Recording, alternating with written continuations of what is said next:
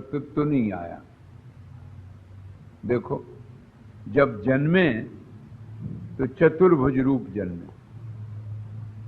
तो कौशल्या अम्बा ने कहा कि तुमने तो ये कहा था कि हम तुम्हारे पुत्र बनेंगे आकर के। बोले सोई तो बने आकर। ऐसा पुत्र होता है? 4 हाथ और शंख चक्र गदा पद्म लिए, ऐसा कोई पुत्र होता है? बोले फिर? बोले पुत्र होता है छोटा शिशु। तो मां की आज्ञा का पालन करने के लिए तुरंत शिशु हो गए। बोले अब मां, अब तो मानोगे? अरे ऐसे कैसे मानेंगे? बालक जब पैदा होता है तो रोता है, तुम तो रोए नहीं।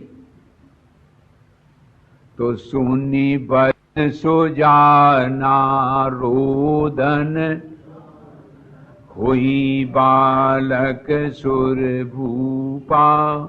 यह चरित जे गाव, हरि पद पाव।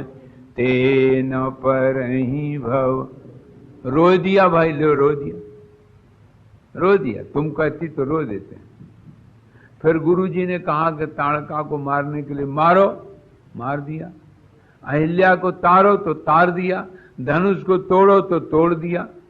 तो मारना, तारना, तोड़ना जो कोई कहता गया सो करते गए, अपना तो कर्तापना रहा ही नहीं। ये देखो, पूरे जीवन में राम जी ने अपने आप अपना कोई काम नहीं किया। यहां तक कि वाली से लड़ने के लिए सुग्रीव को भेजा और कुटपिट के आ गया सुग्रीव। बोले महाराज आपने तो मारा ही नहीं। बोले आपने कहा ही नहीं, हम अपने से तो कुछ करते ही नहीं है। अब तुम कह रहे हो मारना है क्या? बोले हाँ भाई मारना है। तो वाली ने होए मोरिया काला, अच्छा तो मार देंगे, मार दिया। रावण से युद्ध हो रहा है और होता क्या है, बार बार सिर काट देते हैं, हाथ काट देते हैं। और वहां काटते ही पुनः हुई नवीने। जैसे इंद्रियां चाहे जितनी इनकी पूर्ति करो, दूसरे दिन जब विषय आएगा तो उसे फिर चाहिए। ऐसे रावण के सिर हैं, काटते हैं फिर हो जाते हैं। काटते ही पुनः हुई नवीने। काटे फिर हो गए, काटे फिर हो गए। बड़ी देर हो गई और खेल करते रहे। विभीषण ने सोचा कि अब हमारे ख्याल में आया, ये तो अपने से कुछ करते ही नहीं, ऐसे ही खेल करते रहेंगे। हाँ, खेल करते। एक रावण तो उनका पार्षद ही था ना, जय विजय पार्षद थे उनके, बड़े प्यारे पार्षद थे। एक दिन भगवान बैठे थे तो उनके मन में ही आया कि भगवान की कितनी कोमल कोमल भुजाएं हैं, इनसे युद्ध नहीं हो सकता, ये क्या कुश्ती लड़ेंगे। बस इतना मन में आया कि भगवान ने बुलाया, यह रहा। अब दोनों गए। बोले एक एक गदा हमारी खोपड़ी में मारो। बोले प्रभु बड़ी भूल हो गई, आप अंतर्यामी जान गए, मेरे मन में भाव जरूर आया था। तो बोले प्यारे तुम मेरे भक्त हो और भक्ति की इच्छा पूरी हम करते हैं, इसलिए तुम्हें युद्ध की इच्छा हुई तो हम युद्ध ही करेंगे। चलो अब तुम धरती में चलोगे, तुम भी और हम भी। और चुटकी बजाई, इतने में सनकादिक आ गए। सनकादिकों के द्वारा उन्हें राक्षस होना पड़ा। तो प्यारे पार्षद, घनघोर युद्ध हो रहा था। रावण के सभी पुत्र मारे गए, इंद्रजीत अकेला बच गया और कुंभकर्ण सो रहा। तो रावण के मन में आया कि चलो झगड़ा हम ही निपटाया है, अगर राजकुमार होंगे तब तो हम अभी निपटाए दे रहे हैं। तो स्वयं बड़ी भारी सेना लेके गया और विभीषण ने कहा कि प्रभु अरे अभी तो इसका बेटा जिंदा है और कुंभकर्ण में सो रहा है, क्योंकि उसको नियम था कि असमय में अगर जगा दोगे, आ जाओ आ जाओ, असमय में अगर जगा दोगे तो फिर ये मर जाएगा। आज इधर है, तो इसलिए ये तो बड़ी समस्या है। अगर हम इसको जगाते हैं तो न जाने किस समय ये नारायण। अगर हम इसको जगा देते हैं तो ये मारा जाएगा, अच्छा, और नहीं जगाते हैं तो समस्या, इंद्रजीत बेटा मारा जाएगा। इसलिए चलो हम ही चले। बड़ी भारी सेना लेकर के आया। विभीषण ने कहा कि प्रभु स्वयं आ रहा है। तो राम जी ने कहा कि अबे तुम्हारा मूड ही नहीं है। कहा महाराज आपको मूड तो करना पड़ेगा। अरे क्या तुम लोग तमाशा कर, सुनते हो, ध्यान से सुना करो, ज्यादा औपचारिकता मत पड़ा, और न सुनना हो तो जा, बीच में ही अपने दूसरों को भी डिस्टर्ब करते, रंग में भंग। कई बार बताया इसे, बोले एकाग्रता रखा करो बात में। अब देखो जरा ध्यान दो, राम जी के शील का देखो। कहा कि आज तो हमारा मूड ही नहीं है लड़ने का। अच्छा क्या है प्रभु? भगवान को याद आ गई, मेरा प्यारा पार्षद है और आप, इसकी इच्छा थी युद्ध करने की, युद्ध करने की इच्छा थी ना, तो युद्ध ही इसको कराना। विभीषण ने कहा प्रभु लक्ष्मण से काम नहीं बनेगा, आज आप ही बाण उठाइए। तो कहा कि अच्छा, तो धनुष बाण लेके गए और रावण अपना जगबग रहा था। तो रावण ने दिव्य अस्त्रों का प्रयोग प्रारंभ किया, क्योंकि उसके पास बहुत दिव्य अस्त्र थे। दिव्य अस्त्रों का प्रयोग करता है और राम जी उन अस्त्रों को काट के जिस देवता ने दिया था उस देवता के पास भेज देते हैं, उसकी शक्ति को। सारे दिव्य अस्त्र समाप्त हो गए और एक बाण से सारी सेना समाप्त कर दी, एक भी व्यक्ति नहीं बचा। और एक बाण से रावण का रथ टूट गया, घोड़ा मर गए, सारथी खत्म, अब धरती में कूद पड़ा। चारों तरफ देखा, अब तो कोई मेरा मददगार रहा नहीं, तो कोई है ही नहीं। फिर सोचा कि माया करें, तो माया करके जैसे ही उड़ना चाहा आकाश में जाके और माया से करें, तो भगवान ने एक स्तंभनास्त्र का प्रयोग किया, तो धरती में ही पांव जम गए। अब क्या करें? अस्त्र शस्त्र भी खत्म, साथी भी खत्म, रथ भी नहीं। अब भगवान मुस्कुरा रहे हैं। कहा कि दशानन चिंता मत करो, प्रियाहि जानामि रणार्दितस्त्वं विवेश रात्रिंचर राजलंकां निर्याहि आश्वास्य पुनर्च धन्वी तदा बलम पश्यसि मे रथस्थः। अरे सुनो दशानन रावण, चिंता मत करो, अब तुम सारा शरीर तुम्हारा रक्त रंजित हो गया, लुहान, और अस्त्र शस्त्र भी तुम्हारे पास नहीं, सेना में भी कोई व्यक्ति नहीं बचा, देख रहे हो ना, और कोई तुम्हारे पास इस समय रथ नहीं, और हम रघुवंशी हैं, ऐसे पर प्रहार नहीं करते। भगवान ने अपनी प्रत्यंचा उतार ली, बोले देखो धनुष की प्रत्यंचा मैंने उतार दी, अब हम तुम्हारे ऊपर प्रयोग नहीं करेंगे कोई बाण का, क्योंकि हमारा नियम है क्षत्रियों का कि जब सामने वाले पे कोई अस्त्र शस्त्र ना हो तो उस समय उस पर प्रहार नहीं करना चाहिए। अब तुम जाओ, और लंका में तुम्हारी बदनामी हमने बचाई दी, क्योंकि एक भी आदमी ऐसा बचा ही नहीं है जो जाए कि कह दे कि रावण हार गया। तुम वहां जाके खूब सेखी हाँकना कि मैं तो जीत के आया हूं।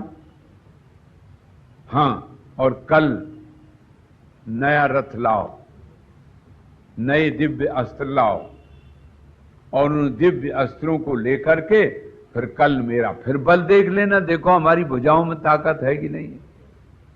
देखो तदा बलम दृक्षसि मे रथस्थः, तब मेरे बल को देखना। देखो ये प्रभु की उदारता।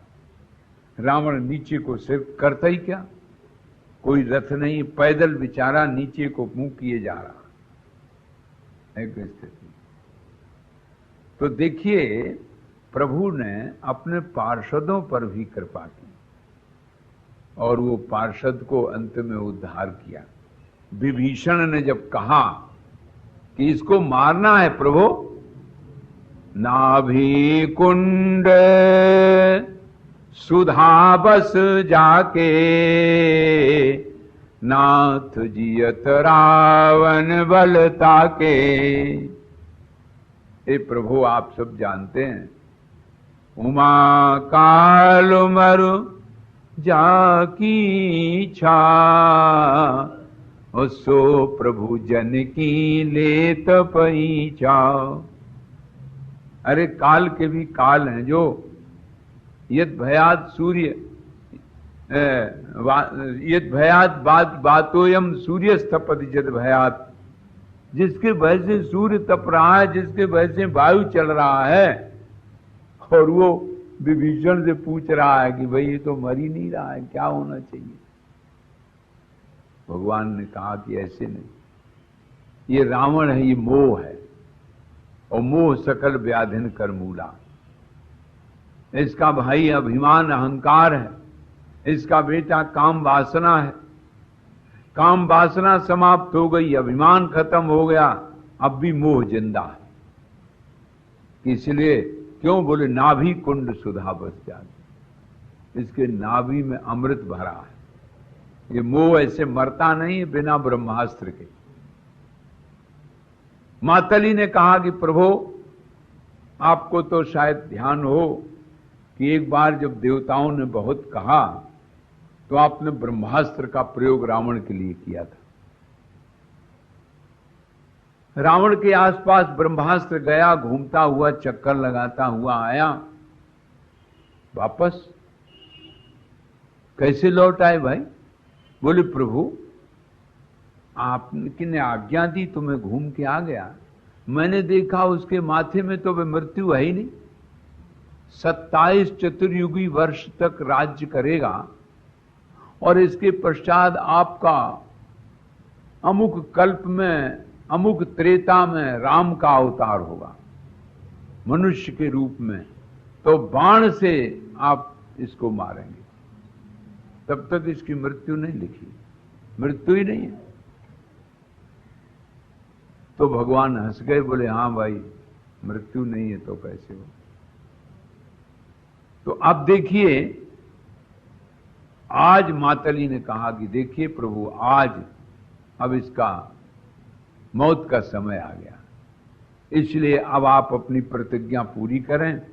रावणस्य वधार्थाय जातु सी रघुनंदन, तुम तो रावण के मारने के लिए प्रभु प्रकट हुए हो, अपने पार्षदों का उद्धार करने के लिए धरती पर आए कृपा पूर्वक, इसलिए आप इसको मारिए। तब ब्रह्मास्त्र का प्रयोग किया प्रभु ने और ब्रह्मास्त्र के द्वारा रावण गिर गया। जैसे ही गिरा तो राम जी ने लक्ष्मण जी से कहा, लक्ष्मण जी जाओ दौड़ कर, अभी जब तक वो जीवित है तब तक उससे कुछ उपदेश ले लो। लक्ष्मण ने कहा क्या उपदेश देगा? वो बोले नहीं नहीं जाओ। तो लक्ष्मण जी गए, सिरहाने खड़े रहे, वो बोला ही नहीं लौटे। तो राम जी स्वयं गए। देखो राम का शील, चरणों की तरफ गए, धनुष बाण रख दिया जमीन पर और कहा, दशरथ नंदन राम पौलस्त वंशज,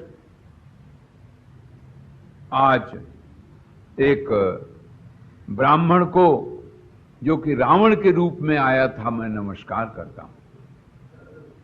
तब उसने आंखें खोली, प्रभु का दर्शन किया। धन्य है, मैं इसीलिए तो प्राण रख रहा था कि एक बार प्रभु आपकी छवि फिर सामने आ जाए। बड़ी कृपा की, रावण ने स्तुति की और फिर बोला, लक्ष्मण जी ये बताओ जीत किसकी हुई, तुम्हारी कि हमारी? तो लक्ष्मण जी ने कहा कि जीत रहा न कोकुल रोवनी हारा, कोई तो वंश में बचा नहीं। और पूछ रहे हैं कि कौन जीतेगा कौन हारा। अरे ये कौन सी विचित्र बात, कौन जीता कौन हारा। कहा कि हां यही तो मैं पूछ रहा हूं।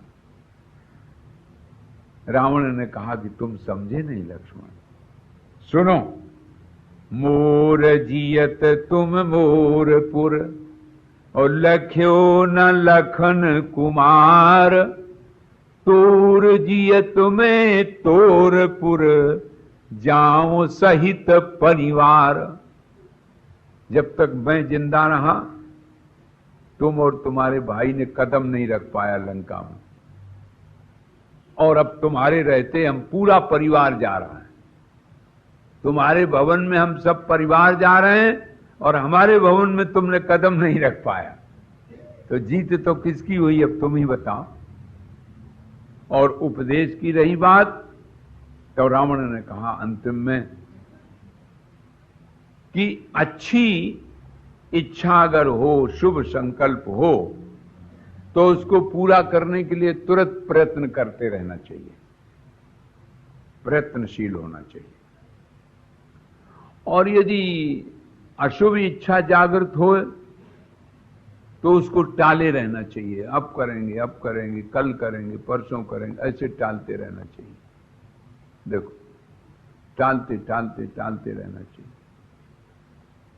अच्छा एक बात, दूसरी एक और बात है, हमने सीता हरण की बात सोची तो अशुभ था तो तुरंत कर दिया, और हमने सोचा था समुद्र को मीठा कर दें और स्वर्ग में लिफ्ट लगा दें। तो आज करेंगे, कल करेंगे, परों करेंगे, कर ही नहीं पाए, और आज चल दिए, युद्ध शुरू हो गया। तो प्रेमियों ये राम का शील है। इसलिए कहते हैं वशिष्ठ जी कि देखिए तुमने इसी उम्र पर ये दिव्य ज्ञान प्राप्त कर लिया विश्वामित्र जी की कृपा से। विश्वामित्र जी ने भी राम जी की प्रशंसा की और सब पूरी सभा को ये बताया कि चिदानंद स्वरूपे ही रामे चैतन्य विग्रहे, भगवान साक्षात सच्चिदानंद हैं श्री राम। ये अवतार इन्होंने लिया दुष्ट दलन, भक्त संरक्षण, भूमि भार हरण के लिए अवतार लिया, दुनिया को बताने के लिए कि ऐसी करनी, ऐसी रहनी, ऐसी होना चाहिए। पति पत्नी में, भाई भाई में, मित्र मित्र में, पिता पुत्र में कैसा संबंध प्रेम से होना चाहिए, धर्म की मर्यादा क्या है, ये सब बताने के लिए इन्होंने अवतार लिया है। ये साक्षात परमात्मा हैं। अब तो श्री राम जी ने संपूर्ण ऋषियों को प्रणाम किया और वशिष्ठ जी की विधिवत पूजा की, और जितने भी सिद्ध चारण लोग थे और बड़े बड़े ऋषि देवता भी वेश धर धर के आए थे इस दिव्य योग वाशिष्ठ को श्रवण करने के लिए। सबने श्री राम जी की, विश्वामित्र जी की, वशिष्ठ जी की बड़ी भावभीनी स्तुति की। कहा कि भाई इनकी बदौलत न सुनने को मिला है, इसलिए ये बड़ा ही पावन प्रसंग है। वशिष्ठ जी ने जो सुनाया, महर्षि कहते इति रघुपति संसिद्धि प्रोदिताया मया ते, बर मुनि वचनाली रत्नमाला विचित्रा, निखिल कवि कुलानाम योगिनाम सेव्य रूपा, परम गुरु कटाक्षाद मुक्ति मार्गम ददाति। ये भगवान को बताया गया बड़ा दिव्य संदेश है, संपूर्ण योगियों को सेवा करने लायक है। या इदम सुनया नित्यम विधिम राम वशिष्ठयोः, सर्वावस्थोपि श्रवणात् मुक्तिम समधिगच्छति। ये जो कोई प्रेम से श्रवण करता है, सर्वावस्थोपि, हर अवस्था में वो मुक्ति को प्राप्त होता है। इसमें 6 प्रकरण खड विकारों को निवृत्त करके, खड संपत्ति का आधान करके और दिव्य मोक्ष दिलाने वाला है। यह वैराग्य मुमुक्षु व्यवहारोत्पत्ति स्थितयः उपशम निर्वाणाख्ये वासिष्ठे खट प्रकरणानी। 6 प्रकरणों में ये दिव्य संदेश आपके समक्ष रखा गया। आपने भी बड़े प्रेम से, बड़ी श्रद्धा से श्रवण किया। अब ये तो रही बात पात्रता की कि कितने अंश में किसको मिलता है, ये भी एक भगवत कृपाई से प्राप्त होता है। तो लेकिन आप लोगों ने सुना, ये मुझे प्रसन्नता हुई। बहुत विशाल ग्रंथ है योग वासिष्ठ, और उसमें अगर कोई गोता भी लगाना चाहे तो बहुत कठिन है। लेकिन इतने ही दिन में संक्षेप में 6 प्रकरण सुने। अब ये तो बात आपकी है कि कितने अंश में सुना और कितने अंश में ग्रहण किया, ये तो अलग अलग बात है। लेकिन सुनना भी, श्रुतम हरति पापानी, सुनने से भी पाप निवृत्त होते हैं। अगर इसको ध्यान से सुना जाए, समझा जाए, विचार किया जाए कि भाई इस प्रकार से मनन करने से ये लाभ होता है, तो लाभ होता है। प्रार्थना नाथ से मेरी यही है प्रार्थना, कहीं माया में मत भूल जाऊं तुम्हें कहीं, निज भाग्य से चाहे जहां भी रहूं, निज भाग्य सुख में दुख में नाथ ध्याऊं तुम्हें, सुख में अवलंब न होवे और मेरा अवलंब न, अपना सर्वस्व बनाऊं तुम्हें।